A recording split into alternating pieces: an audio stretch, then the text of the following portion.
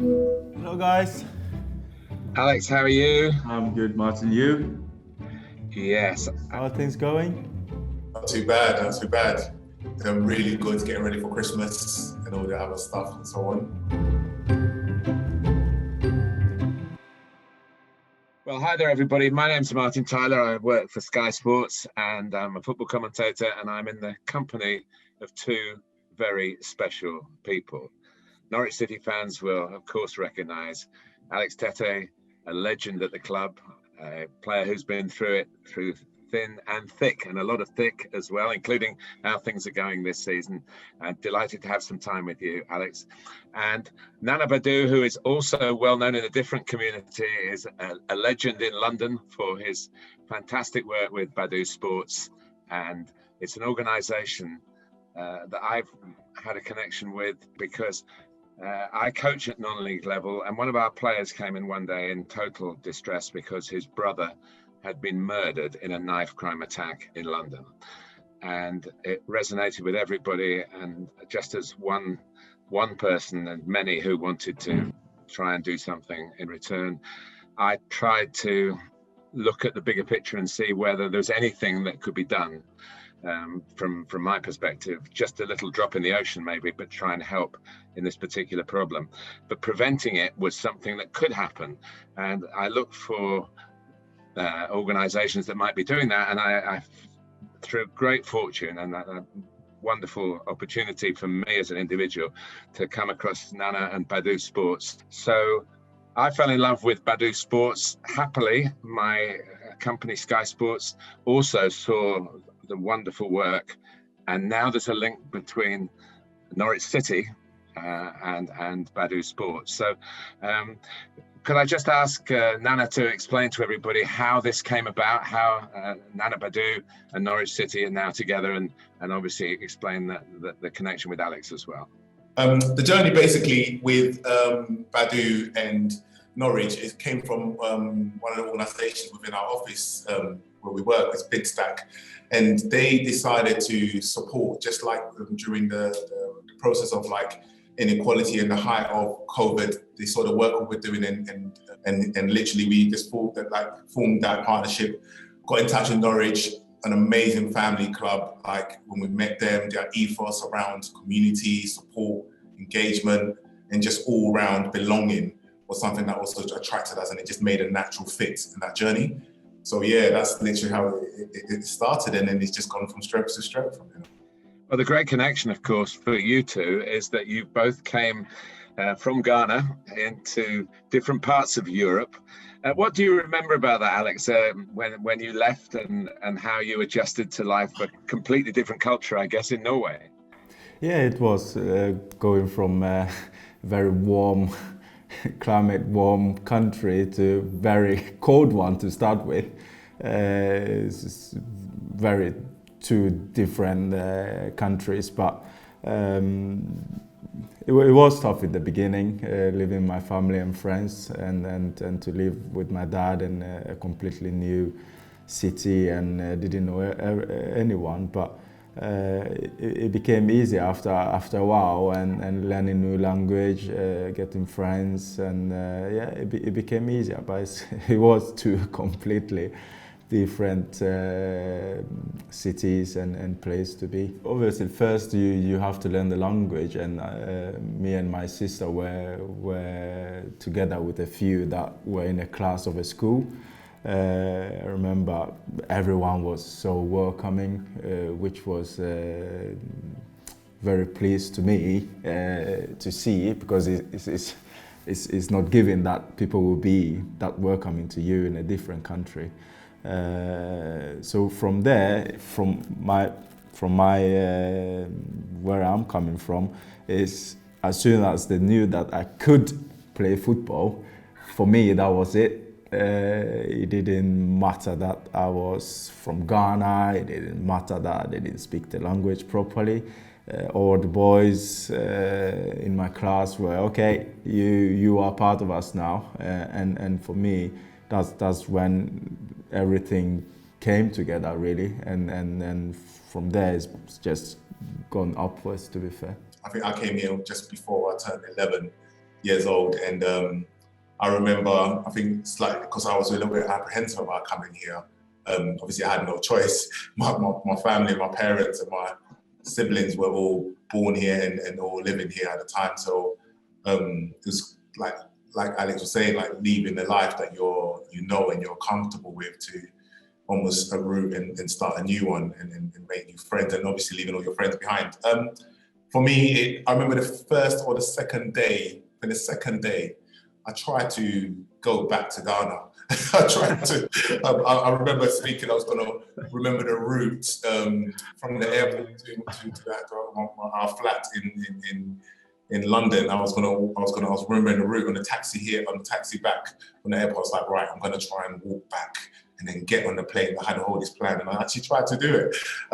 But I think it soon kind of diminished as soon as we started school, and like Alex was saying, I think football and sports was the universal language. The minute they recognised that, I think the first time I saw the playground and kids were playing football, that was just the place where you all belonged. Alex, how do you think that experience now, some 20 years ago, how's that made you the man that you are today? I think it's made me understand that, like, even though I was quite comfortable in Ghana and my family and everything, it taught me that even in different situations and in scenarios of leaving everything behind, it just made me grow up a lot. It made me, I've learned to be on myself. I've learned to handle different type of situations. That made me, it made me stronger, to be honest, mentally.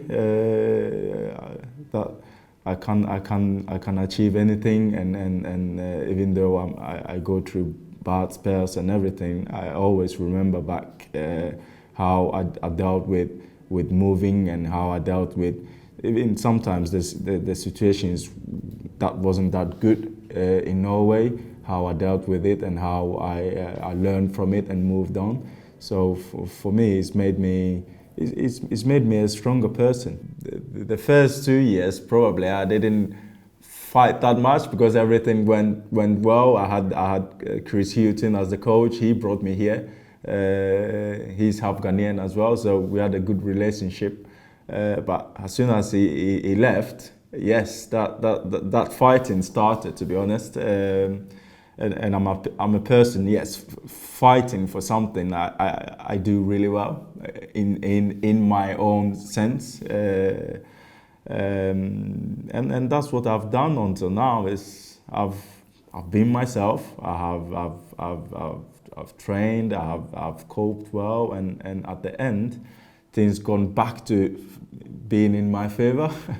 With all the managers that I've had, it's just been resilient in doing my work, in believing in myself, and in thinking positive, and not losing that smile. What was the trigger, Nana, that turned you from being, you're a footballer, being, having, if you like, a relatively normal life, to becoming, almost like the Pied Piper with people following you around your part of London? Something must have said one day, I've got to do this. What was that?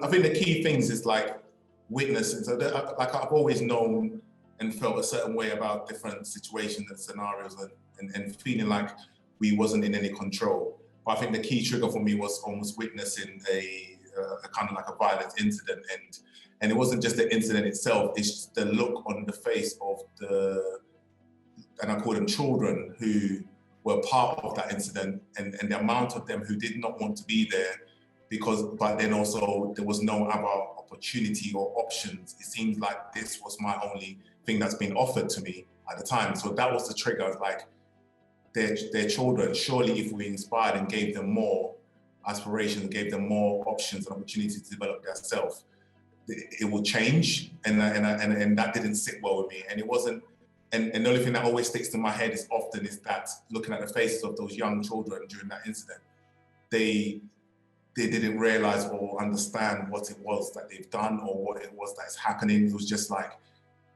it was such a shock to them. And I looked at them thinking, look at the innocence in their faces.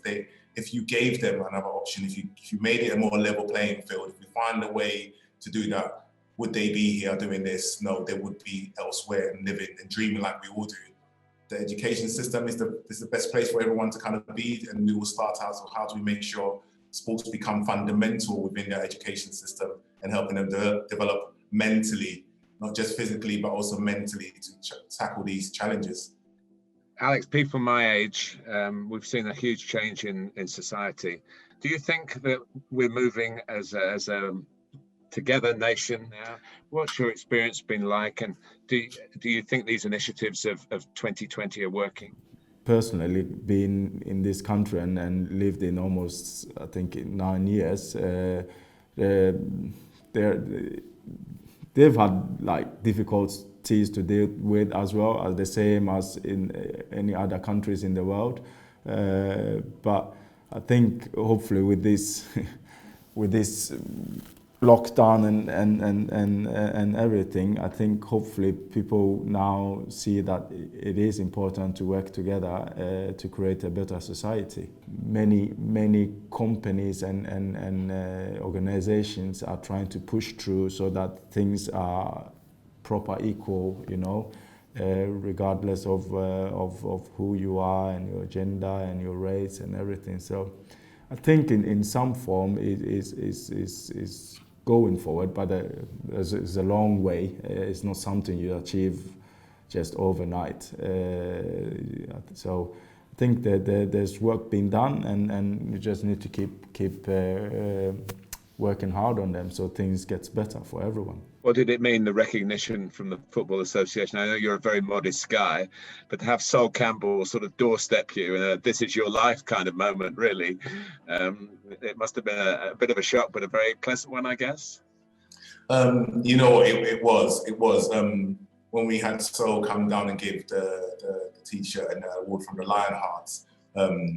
It's a pleasant surprise. We don't really, I don't know how everyone says, but we don't do anything to be seen in that way. We just do it because it's a must. So setting up our food bank, helping our community, we're not doing it for anyone apart from knowing that this is what people within our community are struggling with. So we're just going to help them, and with none of the rules, none of the, like, you know, we're not feeding you because your immigration status are not great. Like, it's just giving them the rights of humanity. But to have recognition and also have our team, our staff and the community kind of nominate the organisation in that way, that was just the thing more. It's great to have Sol Campbell and the Lionheart recognise us, but just for the community to recognise that, that's important for us. But yes, he now follows me on our socials, so which is great. I like to claim that we're best friends.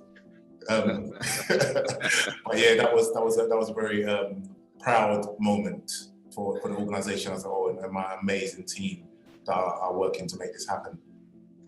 Well, I hope you can say that Alex Tettey is amongst your best friends now. Yes, he has to be. He has to be. Definitely. Alex, looking ahead for you, do you see something of a mentoring role in the future as you look for challenges? I'm sure you've got some more years in football as a player still to come. Besides speaking to you two guys today and learning about what Nana and organization is about, even for myself personally, I've thought to myself, it's like whenever I stop playing, I would like to work with kids. So I'm looking forward to be involved and wherever you guys or whatever, I don't know, whatever you give me, I'm sure I'll be able to help, and I'm very eager to help as well, because it is a very good cause, what Nana is doing, and to help and work with kids is something I've been looking forward to for a long time. So I'm ready to go and to give advice and to help in the best possibility way that I can. It has been a joyous experience for me talking to both of you. I thank you so much for your time. for your efforts. It's always been a pleasure to commentate on you, Alex, because I know when you come out to play, you'll give it the lot. You give it absolutely the lot. And I think it's a lesson in life for everybody, as you say, whatever the gender, whatever race, that we're only here once, and we should do our very best. And I'm looking at two people on the screen now who've done that in their respective lives, and to join them together today has been special for me as an individual, but also representing Sky Sports as well. So thank you for your time. All the very best for the future. Nana, I'll see you. And Alex, get back in the Premier League, and then I can be shouting, he's going to shoot from 25 yards, he's going to score, it's going to be a Tettey thunderbolt. Thank you, Martin. It's great talking to you. Thanks, Nana, you as well. Thank you again for the opportunity, guys, and thank you for your time as well, both of you. It's been amazing.